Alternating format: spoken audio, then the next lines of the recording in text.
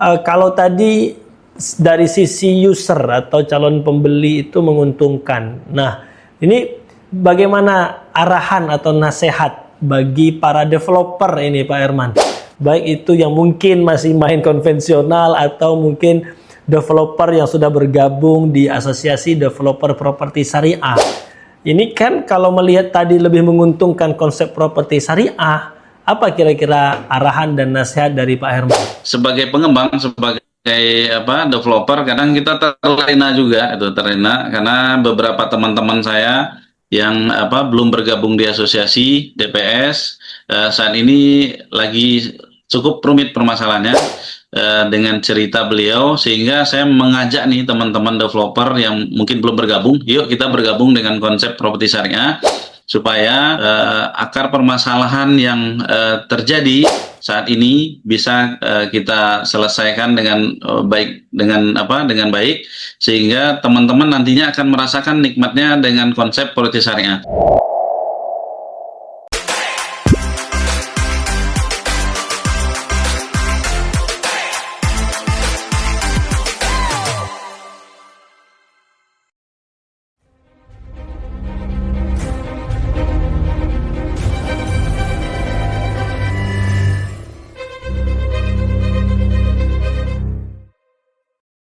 Biasa bahwa konsep properti syariah ini jauh lebih menguntungkan, bukan semata-mata dari konsep syariah yang kita yakini bahwa ini safe, aman dari transaksi ribawi yang jelas-jelas diharamkan oleh Allah, tapi dari segi hitungan, dari segi implementasi ekonomi, ternyata juga cicilan perbankan konvensional maupun perbankan syariah ini adanya perubahan cicilan, adanya denda, adanya penalti, ini juga menjadi sesuatu yang problematik, dan ya justru ini menjadi alasan kuat justru properti syariah itu jauh lebih menguntungkan. Nah, begitu kira-kira Bapak Ibu, sahabat-sahabat sekalian. Dan berikutnya Pak Herman, kalau tadi dari sisi user atau calon pembeli itu menguntungkan. Nah, ini bagaimana arahan atau nasihat bagi para developer ini Pak Herman? Baik itu yang mungkin masih main konvensional atau mungkin developer yang sudah bergabung di Asosiasi Developer Properti Syariah.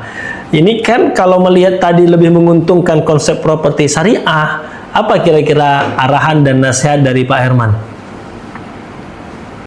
Ya baik, buat teman-teman pengembang yang sudah eksis saat ini, gitu kan, karena nggak bisa kita pungkiri ya, teman-teman bisa menilai sendiri dengan kondisi bisnis yang ada saat ini, apakah jangka panjangnya akan lebih baik atau kita akan tenggelam dengan hutang-hutang KYG, hutang-hutang perbankan lainnya dalam pembangunan itu.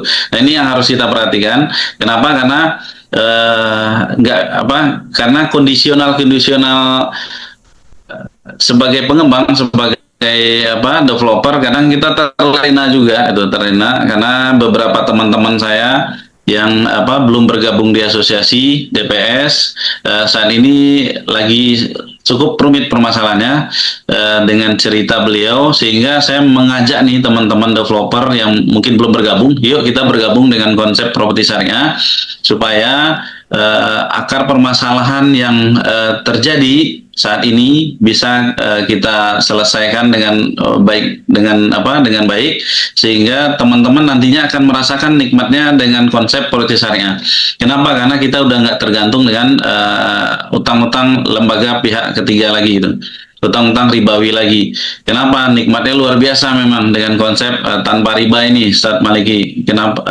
Satu, ya pasti secara angka utang kita dari perbankan ya udah nol, gitu, atau masih proses kita penyelesaian, ketimbang kita mewarisi utang puluhan miliar ke anak atau cucu kita nantinya yang harus mereka selesaikan. Nah, ini harapan kita sebelum larut dalam permasalahan ribawi, sebaiknya kita duduk bareng, ngopi bareng, kita ngobrol bareng gimana konsepnya, sehingga kalau seandainya kita yang mayoritas Muslim, negara yang mayoritas Muslim ini bersatu dengan menggunakan konsep muamalah Islam, insya Allah ekonomi kita akan tumbuh.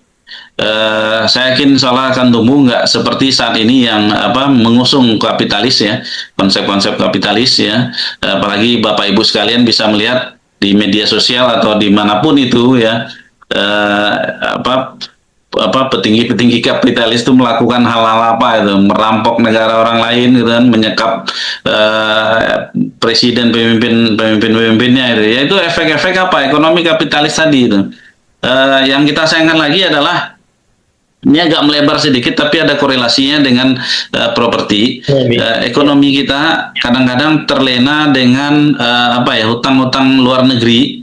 Itu kita reschedule, gitu, reschedule. Nah ini di properti itu ada reschedule juga, Ustadz Maliki. Jadi reschedule hutang luar negeri, reschedule di properti itu ada juga. Sebenarnya reschedule ini teman-teman harus ketahui, reschedule itu adalah yang mengecilkan angsuran dan memanjangkan tenor. Tapi kalau kita totali semuanya, itu utang kita yang mungkin tadi 200 juta, begitu kita ikut reschedule, itu utang kita jadi totalnya 270 juta, estimasi ya kira-kira. Jadi naiknya itu pasti luar biasa, hampir 50% gitu. Jadi kalau bisa tanpa reschedule, ya kan, kita negosiasi ke bank itu akan lebih baik. Nah ini harus diperhatikan juga dalam berbisnis. Saya mau membuka pola pikir teman-teman masyarakat dengan konsep kalau nggak bisnis utang bank ya kita nggak gerak bang, nggak jalan bang gitu. Tapi ada cara-cara lain yang yang bisa kita terapin sehingga meskipun jalannya pelan tapi yang penting jalannya naik gitu, bukan turun gitu. Sehingga kalau kita mau cepat langsung KPR bank aja deh, atau kita pinjam bank aja. Tapi secara nilai total utang kita di bank tuh luar biasa besarnya. Apakah itu akan nutup dengan proyek yang kita buka itu untuk nutupin utang bank yang tadi? Nah ini yang harus kita perhatikan juga. Nah, makanya himbauan saya, yuk bareng-bareng stop untuk ribawi lagi. Kita marakkan, kita masifkan dengan muamalah Islam ini, insya Allah ekonomi Indonesia bisa akan jauh lebih baik tumbuhnya ke depan. Nah, Bang Herman, tadi saya menarik dengan statement di masyarakat kita yang tadi Bang Herman kutip juga. Ya nggak bisa dong berkembang, tumbuh tanpa modal dari perbankan. Nah, ini kan seperti mantra-mantra yang membuat masyarakat kita itu serasa bahwa ketergantungan itu harus pinjam duit bank, harus ambil KPR perbankan, nggak bisa tumbuh berkembang tanpa permodalan dari perbankan. Nah, mungkin sebaliknya, bagaimana keyakinan Pak Herman terkait dengan konsep properti syariah ini, konsep ekonomi syariah ini ke depan? Bagaimana pandangan Pak Herman? Baik. Ini sebenarnya ini Ustadz Maliki, untuk memang PR kita bersama ya, penggiat muamalah Islam, penggiat riba, ya PR kita bersama untuk menyampaikan konsep-konsep atau gagasan ini ke masyarakat itu. Memang saya sih pribadi mengakui masih masih belum maksimal untuk menyampaikan konsep muamalah Islam ini. Seandainya ini banyak yang menyuarakan muamalah Islam ini di tengah masyarakat, ya kan, banyak menyuarakan sehingga masyarakat pun akan melek. Saat ini masyarakat kita masih belum tahu apa sih itu muamalah Islam itu. Paling orang jual agama aja sih itu. Padahal enggak itu. Kita udah membuktikan kita masih existing sampai saat ini dari 2018 kita buka properti. Alhamdulillah berjalan baik aja, no isu gitu kan. Jadi ini yang harus kita masifkan di tengah masyarakat, yaitu terkait ada yang nama sirkah, ya kan. Modal nggak ada modal gimana bang ya? Pengusaha muslim ini kan banyak yang kaya-kaya sudah. Pak Haji itu banyak gitu. Tuan tanah tuh Pak Haji itu luar biasa itu.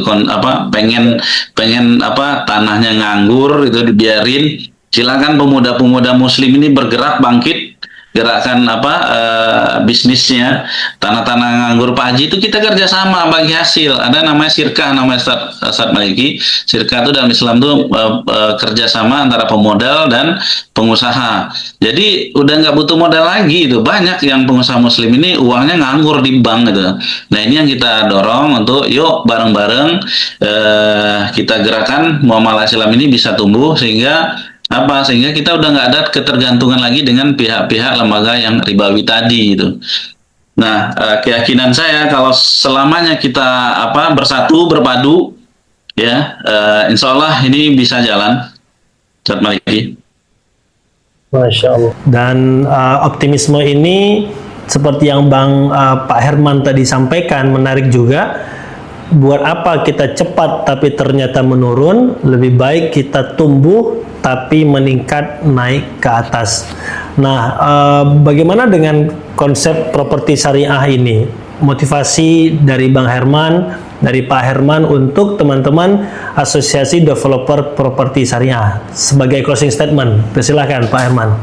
Ya, arahan dan motivasi dari Pak Herman terkait dengan optimisme bahwa konsep properti syariah ini jauh lebih menguntungkan dan bagaimana kita harus bersemangat untuk menyebarkan konsep properti syariah ini.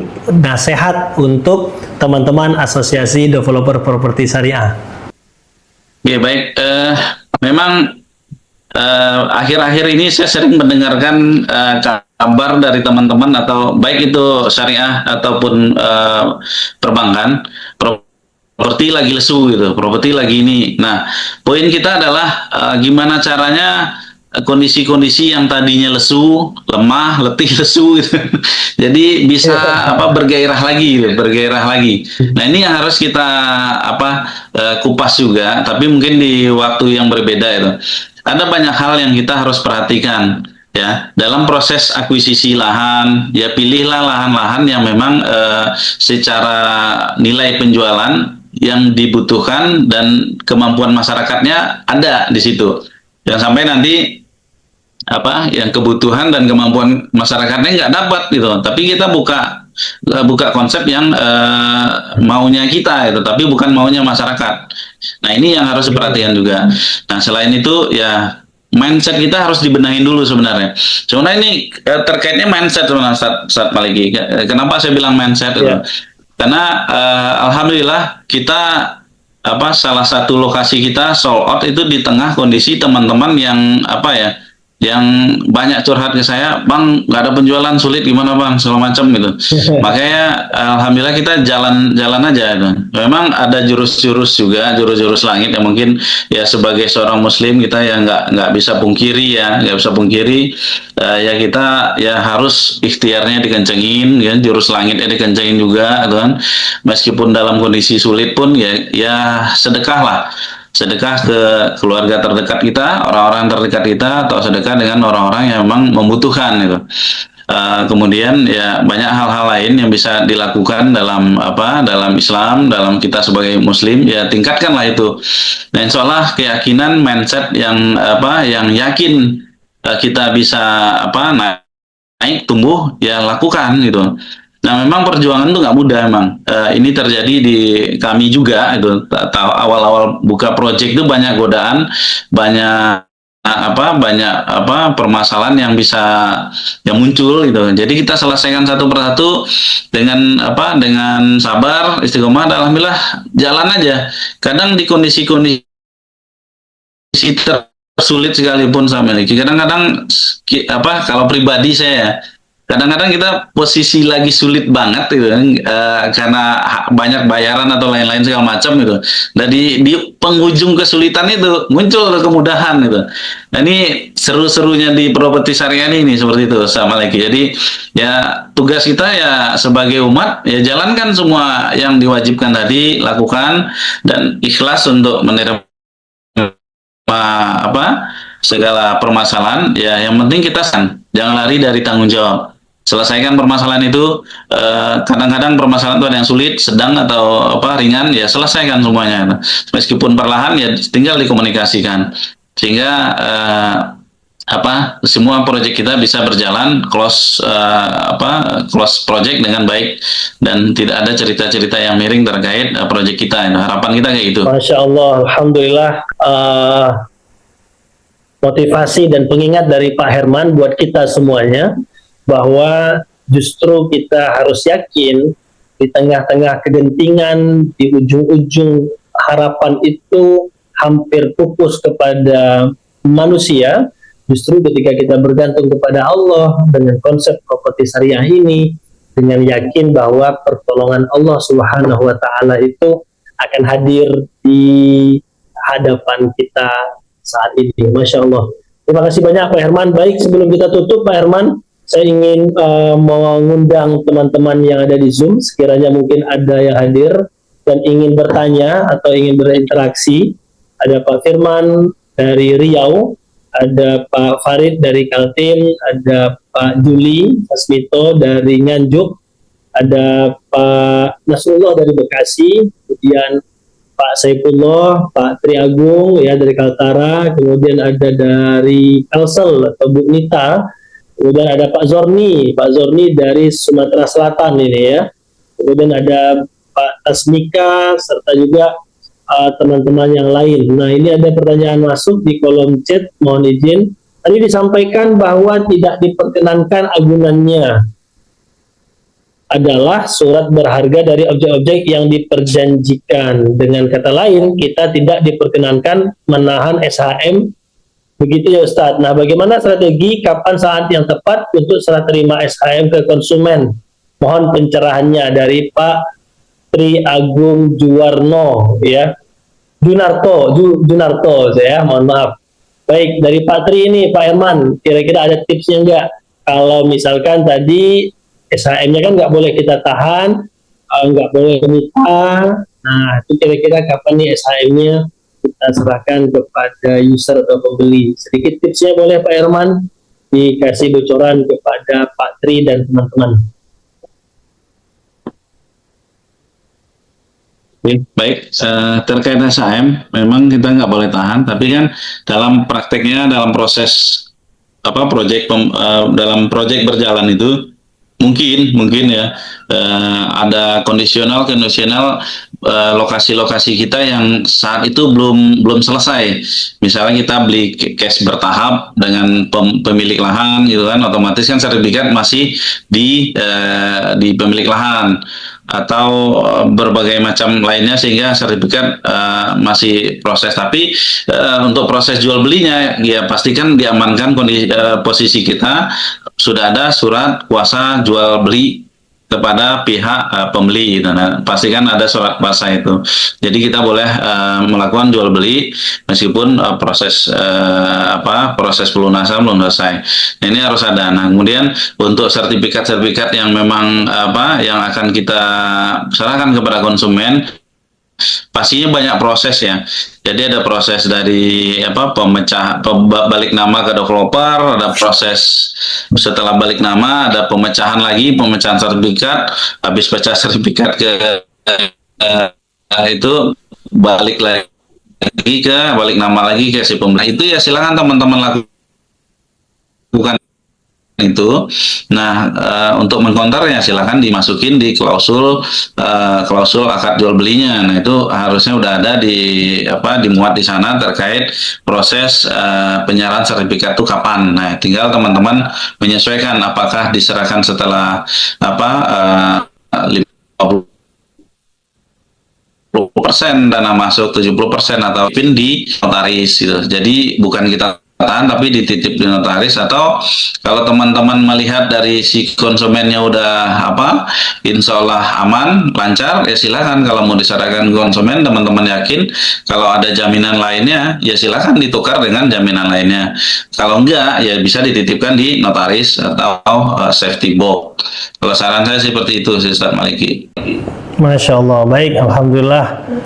Beberapa tadi tahap-tahap atau saran-saran dari Pak Herman kepada Pak Tri dan teman-teman sekalian terkait dengan pemberian SHM atau proses daripada penyerahan sertifikat kepada user yang membeli. Baik, wah ini lagi pertanyaan lagi nih dari Pak Juli Sasmito ya, Masya Allah.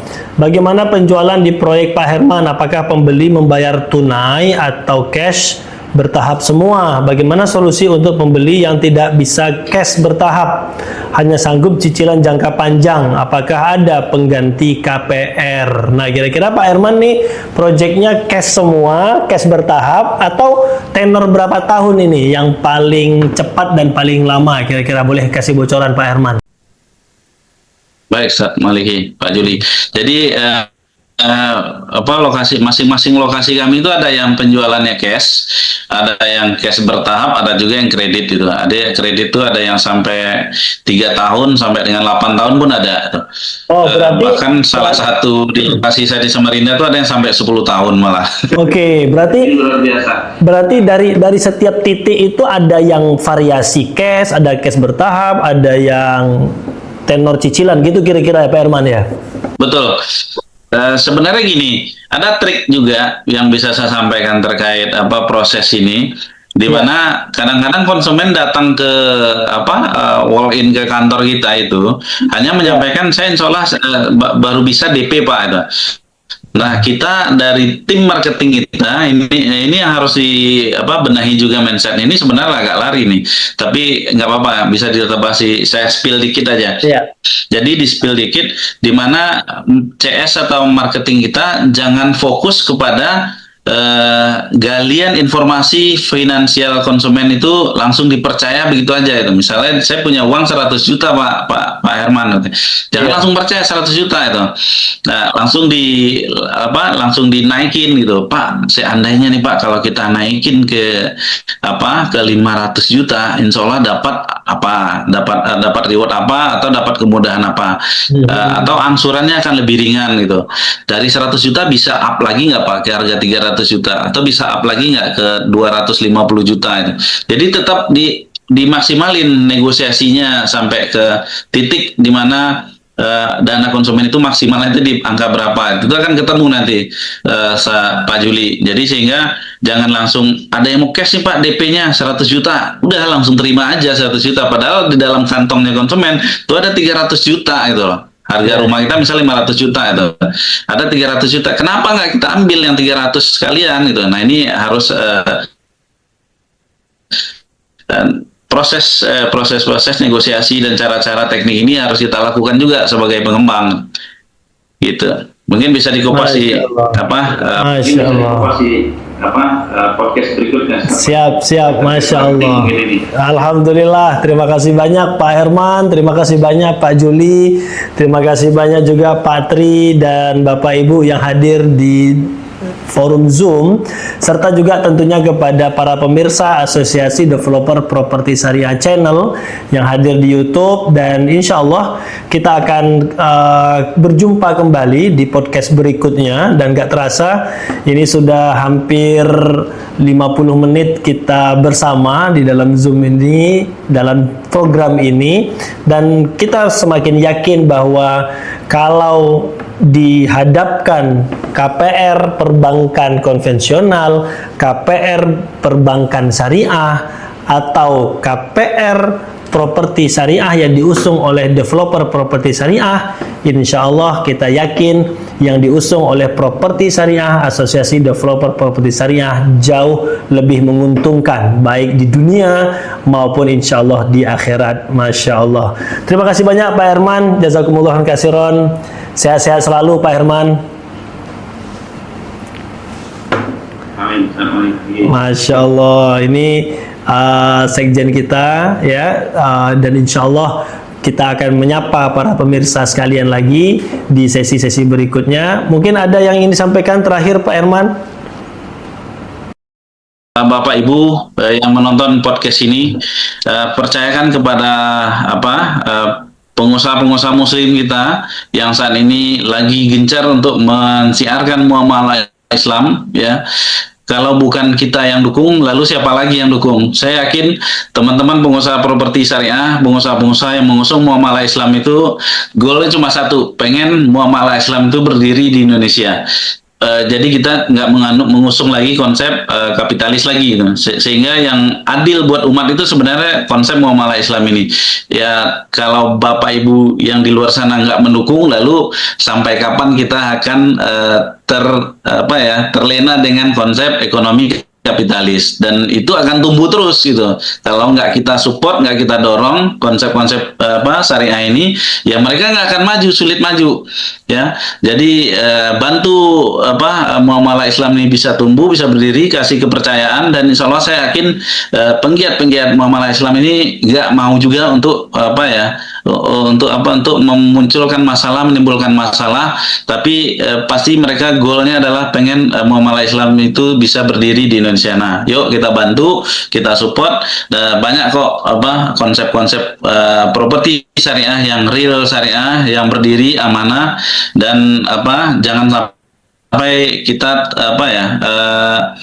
kalau kita lihat di media sosial itu banyak hal-hal yang negatif yang dimunculkan, padahal mereka lupa kalau konsep-konsep KPR perbankan itu sangat luar biasa banyak juga yang bermasalah dengan hukum gitu. Jadi yang digoreng ini adalah syariahnya. Nah sebenarnya kita dari Properti Syariah sebenarnya goal kita adalah pengen itu tadi, nggak mau masyarakat kita terlilit dari jeratan riba, nggak mau masyarakat kita terlena dengan angsuran kecil di awal, tapi di tahun berikutnya luar biasa naiknya signifikan.